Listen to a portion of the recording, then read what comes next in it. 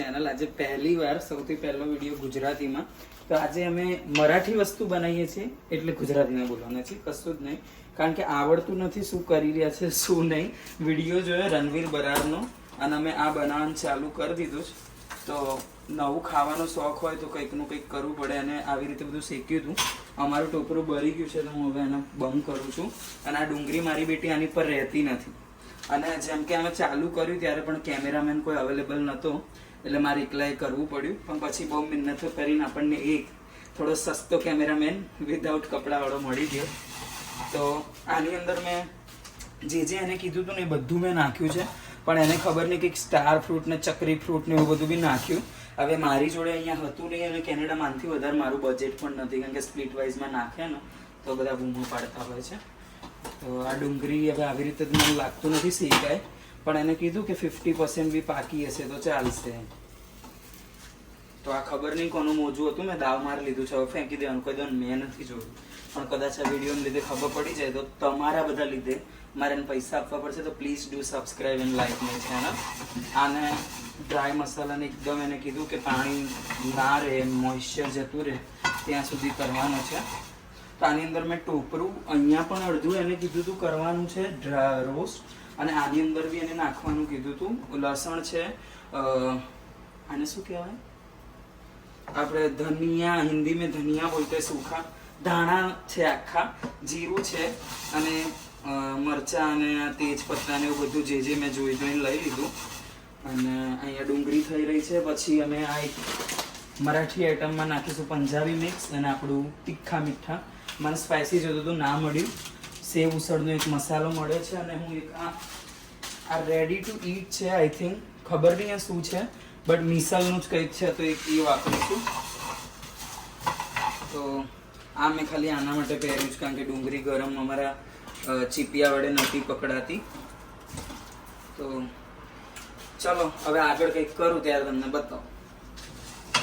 આ અમારું જેમ એઝ યુઝ્યુઅલ બરી ગયો હતો એટલે મેં કીધું તમને લોકોને નથી બતાવું, ખાલી ખોટી ઇજ્જતના ધજાગરા થાય. તો હવે આની અંદર એને કીધું હતું કે બધા મસાલા નાખવાનું. એને તો 2-4 જ નાખ્યા હતા, પણ અમને ખબર છે કે અમારું એટલું ટેસ્ટી નહીં બને તો થોડા રેડીમેડ મસાલા અમે વધારે નાખીશું. એને કીધું હતું થોડા મરચાં વધારે, તો 3 ચમચી નાખું છું કારણ કે એનાથી સ્પાઇસી અમારા ઘરવાળા નહીં ખાઈ શકે અને 4 જણ માટે બનાવીએ છીએ. આ જે મસાલા રસ્તા છે એ હું નાખું છું થોડો. આઈ થિંક આની અંદર બધું છે જ રેડીમેડ. ધેન થોડો મિસલનો મસાલો નાખું છું અને થોડો બટાકા વડાનો પણ મસાલો નાખી દીધો.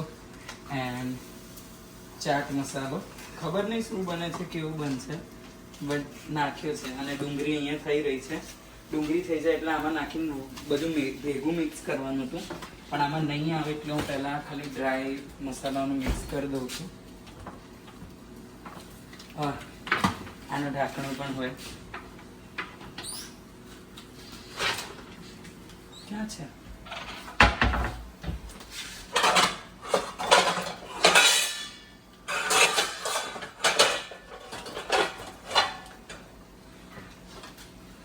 થોડી વાર લાગશે ઢાંકણું સોકતા, 2 મિનિટ.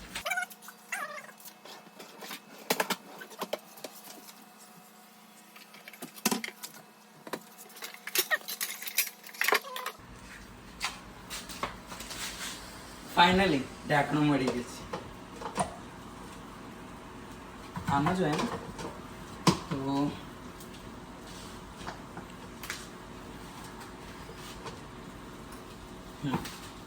આને પીસી લઈશું.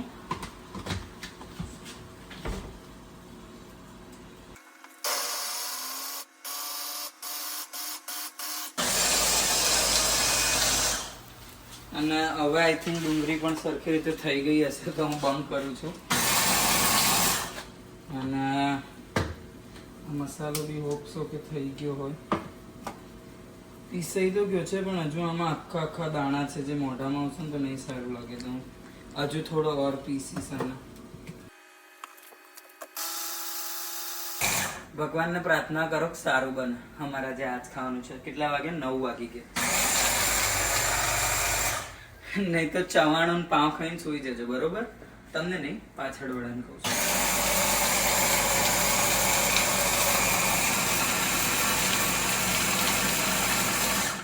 આઈ થિંક થોડું પાણી નાખું તો થઈ જશે.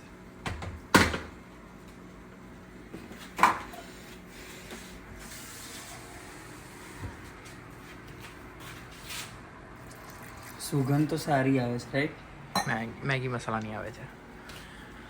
હોમમેડ મેગી મસાલો આપણે બનાવવા મીન્સ એમાં બી નાખ્યું તો બધું બહારનું, બટ તો પણ ઇન્ડિયા વાળાને જલસા છે નહીં, બહારથી લઈ આવ્યા શાંતિથી ખાઈ.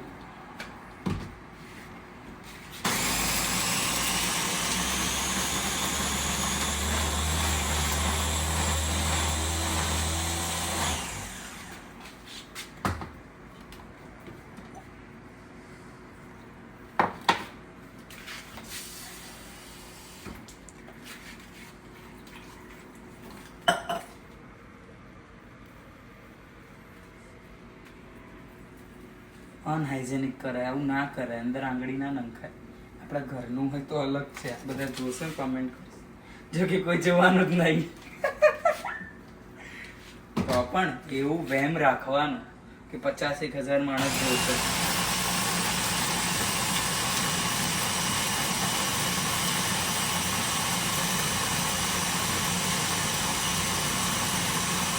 એનો મતલબ કે આપણું હરખી રીતે ગ્રાઇન્ડ જ નહોતું થયું.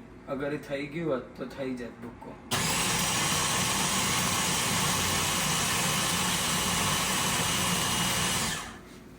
ચલો તો હવે આ જેટલું થયું એટલું ઠીક છે. હવે ત્યાં સુધી હું આજે આપણે કાળી કાળી ડુંગળી કરી હતી એનો કંઈક ઇલાજ કરીએ. ઓછી તો થઈ ગઈ છે એટલે આઈ થિંક પાકી ગઈ હશે.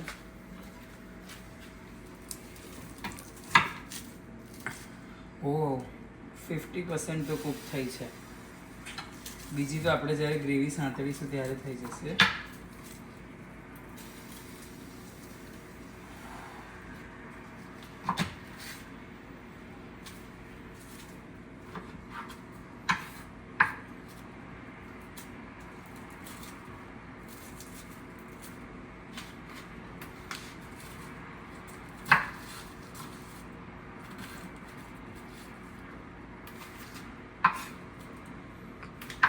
મારી ડુંગળીને અહીંયા પીસી લીધી છે. આ વાળો મસાલો બી થઈ ગયો છે. આ એકદમ ક્રોસ નથી થયો સરખી રીતે, બટ ઇટ્સ ગુડ ઇનફ. કંઈ બહુ એટલો મોંમાં મતલબ આખું આવશે એવું નથી. અને અહીંયા અમારા આમ તો રણવીરે જે બધાએ કીધું હતું એ રેસીપી પ્રમાણે ખાલી એ લોકોએ મગને 1-2 વસ્તુ જ અંકુરિત કરીને નાખી હતી, બટ અમને લોકો થોડા વધારે જ્ઞાની છીએ. અમે બપોરથી બહુ બધું મિક્સ જેટલું કઠોળ અમારા ઘરમાં હતું એ બધું પલાળી એને બાફી દીધું છે, બટ એ પણ સારું જ બનશે. અહીંયા કુકર લીધું છે જેમાં અમે બનાવીશું, કારણ કે આમાં પાણી વધારે હશે તો થોડું વધારે જ બનાવીએ છીએ. આ કુકરની અંદર તેલ મૂકી દીધું ગરમ થવા. હવે થોડી હું રાઈ નાખી દઉં એટલે જો ગરમ થશે તો મને ખબર પડી જશે.